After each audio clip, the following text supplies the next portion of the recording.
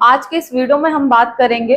कई महिलाओं के सवाल आते हैं कि मैडम हमें गर्भावस्था के दौरान यानी कि प्रेगनेंसी के दरमियान प्रोजेस्टेरोन के कैप्सूल, टैबलेट या फिर इंजेक्शन के सप्लीमेंट देने से क्या आगे जाकर के हमें 9 महीने में नॉर्मल डिलीवरी नहीं होती है, क्या बच्चेदानी का मुंह नहीं खुलता है, या फिर इतने लंबे समय तक इसका इस्तेमाल करने से हमारी जो यूट्रस है वो कड़क हो जाती है। तो क्या ये बात कितनी हद तक सही है, इसी के बारे में इस वीडियो में हम विस्तार से जानेंगे, तो वीडियो को पूरा देखें। अगर आप मेरे चैनल पर पहली बार आए हैं तो चैनल को जरूर से सब्सक्राइब करें, वीडियो को लाइक करें, ज्यादा से ज्यादा लोगों में शेयर करें ताकि इसका बाकी लोगों को भी नॉलेज मिल सके। क्योंकि इस तरह के काफी सारे मिथ होते हैं जिनका कोई जवाब नहीं होता है, और जो पेशेंट रहते हैं वो डॉक्टर से इन चीजों के बारे में भी डिस्कस नहीं कर सकते। तो आइए हम बात करते हैं कि जो भी प्रोजेस्टेरोन के सप्लीमेंट, इंजेक्शन, टैबलेट, XYZ जो भी सप्लीमेंट होते हैं तो हमें गर्भावस्था के दौरान देने ही क्यों पड़ते हैं। सबसे पहली बात तो अगर आपको डॉक्टर प्रोजेस्टेरोन के सप्लीमेंट नहीं देंगे तो क्या हो सकता है, कम से कम आपको इस चीज का भी पता होना चाहिए। तो जैसे ही महिला गर्भ धारण करती है तो हमारी जो प्रेगनेंसी रहती है यानी कि जो गर्भावस्था रहती है उसको कंटिन्यू बनाए रखने के लिए प्रोजेस्टेरोन हार्मोन्स का अहम रोल होता है। जब किसी महिला की बॉडी में प्रोजेस्टेरोन हार्मोन्स का लेवल कम हो जाता है, जैसे कि एग्जाम्पल के तौर पे हम समझेंगे कि अगर हमारी गाड़ी में पेट्रोल बराबर मात्रा में नहीं है तो हमारी गाड़ी दूर तक नहीं चल पाएगी, अच्छे से नहीं चलेगी। जैसे जैसे उसका पेट्रोल कम होगा तो गाड़ी में झटके आने लगेंगे या हमारी गाड़ी रुक रुक करके चलेगी, हम उसको जबरदस्ती चलाएंगे। तो जब कोई भी महिला के शरीर में प्रोजेस्टेरोन हार्मोन्स की डेफिशिएंसी होती है यानी कि कम होने लगता है तो महिला की जो गर्भावस्था रहती है वो डिस्टर्ब होने लगती है। जैसे कि महिला को पेट में दर्द होता है, पेड़ों में दर्द होता है, कभी कभी ब्लीडिंग स्टार्ट हो जाती है यानी कि बच्चेदानी का मुंह खुल जाता है। क्योंकि प्रोजेस्टेरोन हार्मोन्स की कमी के कारण यूट्रस पे पूरा इफेक्ट आ जाता है और कई महिलाओं की यूट्रस वीक रहती है यानी कि कमजोर बच्चेदानी रहती है, जिसके कारण कि वो जो हमारा बच्चा पल रहा है उस शिशु का वजन वो नहीं झेल पा रही है, जिसके कारण महिला को अचानक से दर्द शुरू हो जाते हैं, मिसकैरेज होने का खतरा रहता है और छठे सातवें महीने में प्री टर्म लेबर पेन आने के चांसेस बढ़ जाते हैं या प्री मैच्योर डिलीवरी होने के चांसेस काफी ज्यादा बढ़ जाते हैं।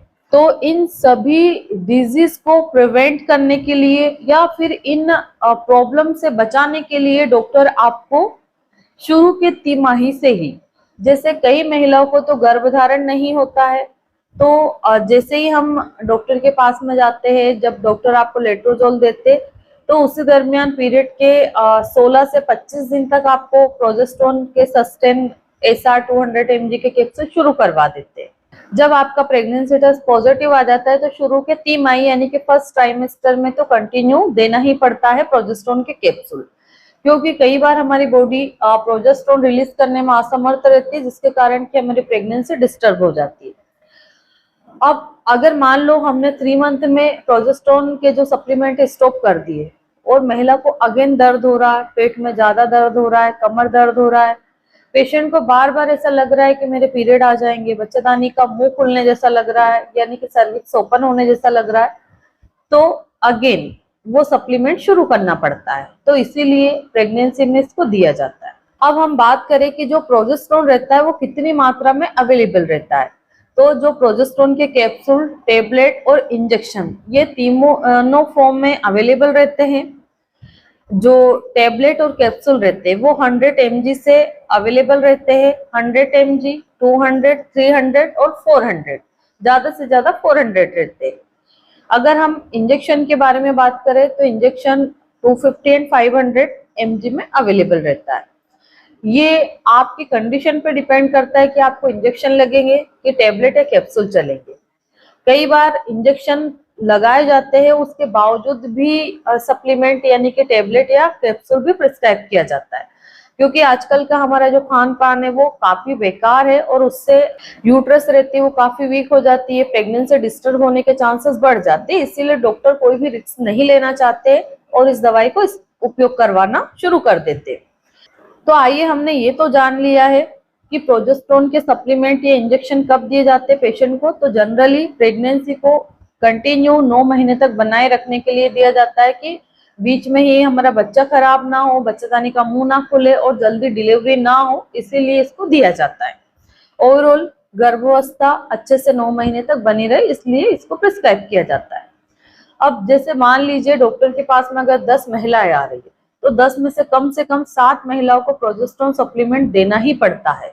सिर्फ 3 ही महिलाएं ऐसी होती है जिनको कि इसकी रिक्वायरमेंट नहीं रहती है, क्योंकि जैसे ही महिला की यूट्रस वीक पड़ने लगती है तो यूट्रस पे प्रेशर आने लगता है और उसी के कारण बच्चा बाहर आने के लिए तैयार बैठा रहता है। अब हम आते हैं हमारे मेन टॉपिक पर कि मैडम हमको हमारे डॉक्टर ने शुरू से 1 महीने से लगा करके 8 महीने तक कंटिन्यू हार्मोन्स की जो प्रोजेस्टेरोन हार्मोन्स के टेबलेट है, कैप्सूल है, ये हमें चल रहे हैं।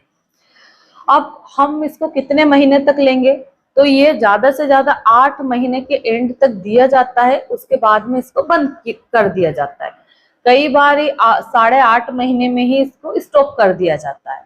और कई महिलाओं को प्रॉब्लम रहती है, तो जैसे ही आपका 9वां महीना शुरू होने को रहता है तो 2-3 दिन पहले उसको स्टॉप करवा दिया जाता है। स्टॉप इसीलिए करवाया जाता है कि जैसे 8 महीने में हमारा बेबी पूरा कंप्लीट हो जाता है, यानी कि जैसे हमारा 9th मंथ स्टार्ट होता है, ऑलमोस्ट हमारी बेबी की ग्रोथ 100% हो जाती है।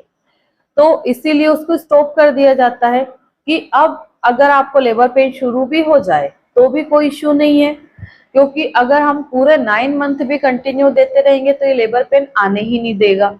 यूट्रस को इतना मजबूत कर देगा कि यूट्रस का जो मुंह रहता है, बच्चेदानी का जो मुंह रहता है, जिसको हम लोग सर्विक्स बोलते हैं, सर्विक्स ओपन नहीं हो पाएगी, डायलेट नहीं हो पाएगी। अब अगर सर्विक्स डायलेट नहीं हो पाएगी तो फिर नॉर्मल डिलीवरी होना पॉसिबल नहीं रहता है। पर जिन महिलाओं की यूट्रस काफी वीक है, उनको सिजेरियन की जरूरत नहीं पड़ती है। जैसे ये प्रोजेस्टेरोन के सप्लीमेंट बंद करते हैं, 15 दिन बाद ही लेबर पेन शुरू हो जाते, किसी को 20 दिन बाद, किसी को 25 दिन बाद। यानी कि जो हमारी एक्सपेक्टेड डिलीवरी की जो डेट रहती है, कभी कभी उससे 1 हफ्ते पहले या 2 वीक पहले ही डिलीवरी हो जाती है। पर जिन महिलाओं को अभी तक डेट क्रॉस हो गई है, लेबर पेन शुरू नहीं हुए, तो ऐसे में आपको बार बार अपने डॉक्टर का विजिट करना चाहिए। डॉक्टर आपका पीवी यानी कि एग्जामिनेशन करके देखेंगे, तो उससे भी पता लग जाता है कि जो आपकी ओस है वो कितने दिन में ओपन हो सकती है। ओस मतलब बच्चेदानी का मुंह। तो ऐसा जरूरी नहीं है कि प्रोजेस्टेरोन का जो सप्लीमेंट देते हैं तो सभी की डिलीवरी सिजेरियन ही होती है, नॉर्मल होने के चांसेस बिल्कुल कम हो जाते हैं, ऐसा कुछ भी नहीं है। हाँ, नॉर्मल डिलीवरी के चांसेस कब रहते हैं, जब आपकी हेल्थ हाइट अच्छी है, आपका जो पेल्विक फ्लोर है वो काफी अच्छा है, आप शुरू से एक्सरसाइज कर रहे हैं और हमारा जो बच्चा है वो सीधा है, सही पोजीशन में, और बच्चे का वेट भी ठीक है, मतलब बहुत ओवरवेट नहीं है बेबी, तो नॉर्मल डिलीवरी पॉसिबल हो जाती है। पर जिन महिलाओं की हाइट कम रहती है, यानी कि लंबाई ज्यादा नहीं है, तो ऐसे में नॉर्मल डिलीवरी होना पॉसिबल नहीं रहता है। इसके बाद में अगर आपका बच्चा आड़ा तिरछा है, बच्चा उल्टा है, बच्चे का वेट गेन हो गया है, मतलब बच्चा 3 किलो से ऊपर का हो गया है और नीचे इतनी जगह ही नहीं है, तो डॉक्टर भी उसमें कुछ नहीं कर पाते, विदाउट सिजेरियन नहीं हो पाता है। तो कई बार डॉक्टर भी आपकी अच्छे ही फैसले देते हैं, ऐसा नहीं है कि सभी डॉक्टर एक ही जैसे रहते हैं। तो इस वीडियो के माध्यम से हमने यही जाना है कि प्रोजेस्टेरोन लेने से ऐसा जरूरी नहीं है कि हर महिला की डिलीवरी सिजेरियन पे ही जाए। कुछ महिलाओं का सिजेरियन होना ही था तो होता ही है, क्योंकि बेबी की पोजीशन ही रॉन्ग रहती है, तो उसमें नॉर्मल डिलीवरी पॉसिबल ही नहीं रहती।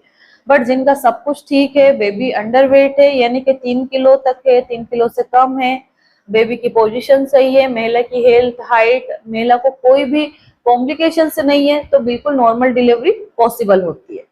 आशा करती हूँ इस वीडियो के माध्यम से मैं आपको संपूर्ण जानकारी दे पाई हूँ। धन्यवाद।